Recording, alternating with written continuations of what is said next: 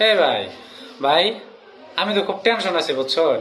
এই যে যে বাংলাদেশে যা শুরু হয়েছে বুঝছেন, এদিনকা দিয়ে ওই আন্দোলন সেই আন্দোলন, আন্দোলন করতে করতে তো বাংলাদেশের অবস্থা খারাপ। এখন আমার মাথার মধ্যে খুব টেনশন হচ্ছে যে মানে কাজের বুয়া আর ঘরের ঘরের বউ কবে জানি আন্দোলন করে বহে বুঝছেন।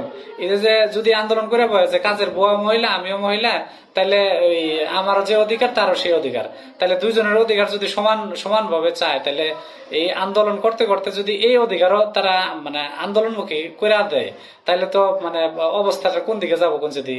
এই যে আজকে যে আন্দোলন আনসাররা যে আন্দোলন করতেছে, এই আন্দোলনটা তো দুই দিন পরে করলেও চলতো, তাই না? বাংলাদেশের অবস্থাটা একটু স্থিতিশীল হোক, তারপরে আন্দোলনটা যদি করতো, তাদের যৌক্তিক দাবিগুলো যা ছিল তাহলে তারা কিন্তু পরে করতে পারো। এখন তো এই ঘরের বউ আর কাজের বউর মতো হয়ে গেছে রে ভাই। তাহলে এই আন্দোলনটা করার কোনো মানে হইলো কোন যদি, যুক্তিটা কোথায়? আমার তো মাথায় কাজ করতেছে না বুঝছো। আপনারাই কোন।